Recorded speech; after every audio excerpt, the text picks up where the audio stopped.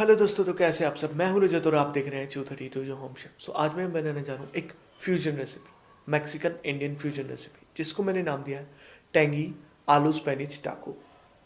तो इसमें हम इस्तेमाल करेंगे आलू का, पालक का और मक्की के आटे से हम बनाएंगे टाको। तो आप देखिए, बहुत ही टेस्टी और बहुत ही डिलीशियस और सिंपल रेसिपी है। और चलिए फिर बिना किसी इंतज़ार के मैं आपको दिखाता हूँ। पहले हम बनाएंगे टाको के लिए आटा, और उसके बाद हम बनाएंगे एक बहुत ही टेंगी टेस्टी, हल्की सी खट्टी, हल्की सी मीठी, स्पाइसी सी आलू और स्पेनिच की एक सोते की गई सैलेड, और जिसको हम डालेंगे टाको के अंदर। और ऊपर से हम डालेंगे ग्रीन चटनी। बहुत ही टेस्टी, बहुत ही अमेजिंग। बिना किसी इंतज़ार के तो लेट्स सबसे बिगिन। पहले तो हम यहाँ पर टाको शेल्स को बना करके तैयार कर लेते हैं। और उसके लिए हम सबसे पहले आटा गूंदेंगे। तो आटा गूंदने के लिए हमें चाहिए कॉर्न मिल, यानी कि मक्की का आटा।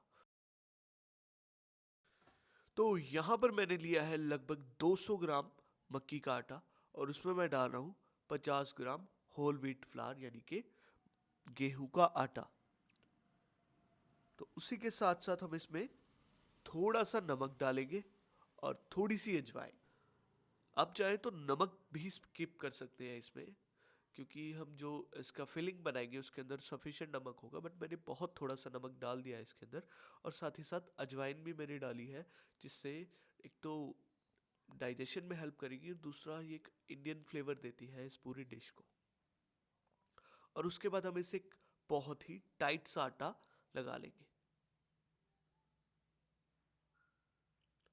आटे को आपको टाइट रखना है, ताकि जो आपके टाकोज हैं वो ड्राई बने थोड़े से, और जब आप उनको शेप दें तो अपनी शेप को होल्ड कर ले।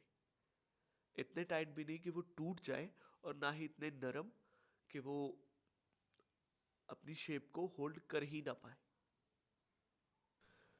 और ये मैं थोड़ा सा ऑयल डालूँ, लगभग 2 टेबल स्पून। इससे थोड़ा सा खस्तापन आ जाएगा हमारे टाकोस में। ऑप्शनल है, अगर आप स्किप करना चाहते हैं ऑयल को तो आप टोटली स्किप कर सकते हैं, इट्स नॉट कंपल्सरी। तो अब हमने एक बहुत ही टाइट सा आटा लगा लिया है। अब हम इसको ढक करके और रेस्ट करने के लिए छोड़ देंगे। उसके बाद हम बढ़ते हैं हमारी फिलिंग की तरफ। तो फिलिंग के लिए सबसे पहले मैंने यहाँ पर आलूओं को छोटे क्यूब्स में काट लिया है।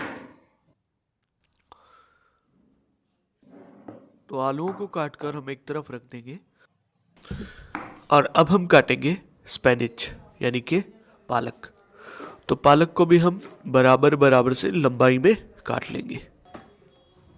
तो जो पालक की क्वांटिटी है वो आपको काफ़ी ज़्यादा रखनी होगी, क्योंकि अगर कम क्वांटिटी रखेंगे तो फिर स्पेनिच नज़र नहीं आएगी आलू के अंदर, क्योंकि पालक जो है वो सिकुड़ के बहुत कम रह जाती है जैसे ही हम इसको पकाते हैं।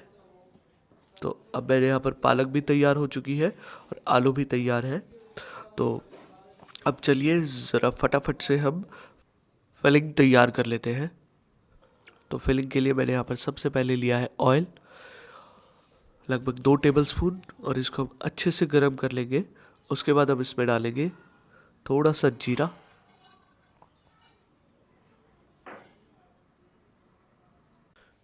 उसी के साथ साथ हम इसमें डालेंगे साबुत धनिया,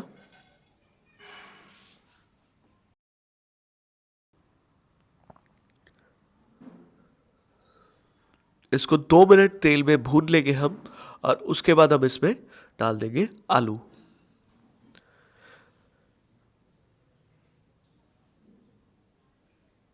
तो इस डिश का जो मेन फ्लेवर है ना, वो है आलूओं के अंदर।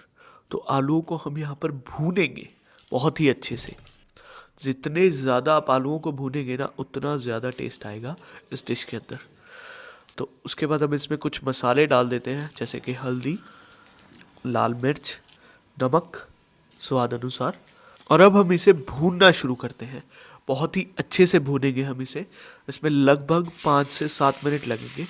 ये आलू सूख करके आधे रह जाए, उसके बाद हमें इसमें पालक डाल देनी है। तो अब आप देख सकते हैं आलूओं का कलर पूरा चेंज हो गया है, और अब हम इसमें हमारी पालक डाल देंगे। और उसके बाद हम गैस का फ्लेम बंद कर देंगे और तो हम अब ढक देते हैं। गर्मी से जो पालक है वो बहुत अच्छे से पक जाएगी, आप देख सकते हैं।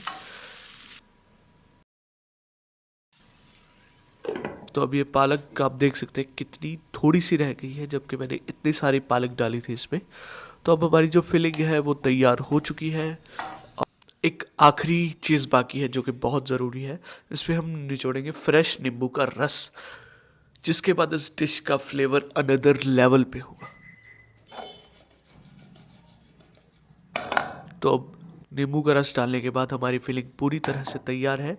तो अब हम इसको छोड़ देते हैं एक। तो अब चलिए बनाते हैं इस डिश का सबसे अहम हिस्सा, यानी कि इस फिलिंग को भरने के लिए टाकोस।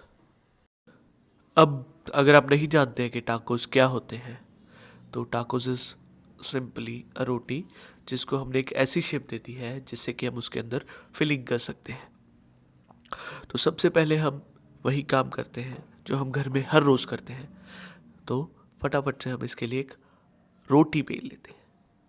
तो अब आप जितनी गोल परफेक्ट रोटी तो मैं नहीं बेल सकता, बट हाँ जितनी गोल बेल सकता था आई हैव डन। और प्लस में एक बड़ा सा कटोरा लेकर के आपको इसकी कटिंग करना बहुत ज़रूरी है। आप चाहे परफेक्ट रोटी भी बेल रहे हो, फिर भी आप इसकी कटिंग करें तो बिल्कुल राउंड शेप आएगी, जो कि अच्छी लगेगी देखने में भी, और कुछ डिफरेंट हो जाएगा। डेली डेली वही बोरिंग मक्की की रोटी या सिंपल रोटी से कुछ अलग हो जाएगा थोड़ा सा। और बाकी फ्लेवर डिफरेंट करने के बारे में तो मैंने आपको बता ही दिया है। तो अब ये देखिए, ये मैंने टाको को यहाँ पर शेप दे दिया है। अब रोटी अगर ज़्यादा नरम होगी तो भी टाको अपनी शेप होल्ड नहीं करेगा, और अगर बहुत ज़्यादा टाइट होगी तो फिर ये टूट जाएगा। तो अब आप समझ गए होंगे कि आपको किस तरह की रोटी बनानी है। तो चलिए, अब हमारे टाकोस तैयार है, और मैंने यहाँ पर ग्रीन चटनी बना करके रखी हुई है। आप चाहे तो इसको हंग कर्ड से भी बना सकते हैं, या हंग कर्ड को भी इसके अंदर लगा सकते हैं। हंग कर्ड यानी कि टंगा हुआ दही, यानी कि बहुत गाढ़ा दही जो हो जाता है जिसमें से पानी निकाल लिया जाता है। तो हम टाकोस के अंदर अच्छे से फिलिंग कर देंगे हमारे आलू और स्पिनच की। तो अब लीजिए, हमारा जो टाको है वो बन करके ऑलमोस्ट रेडी है। थोड़ी सी ग्रीन चटनी ऊपर से, साथ ही फ्रेश धनिया गार्निशिंग के लिए। और अब ज़रा सी प्लेटिंग कर लेते हैं हमारी आलू स्पिनच टाकोस की।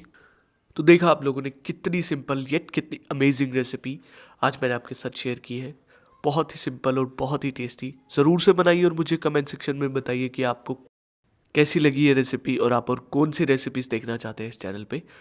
सब्सक्राइब करना ना भूलें अगर आपको मेरी वीडियोस देखना पसंद है तो, और लाइक कीजिए इस वीडियो को, शेयर कीजिए अपने फ्रेंड्स के साथ। Thanks for watching, have a nice day, bye bye.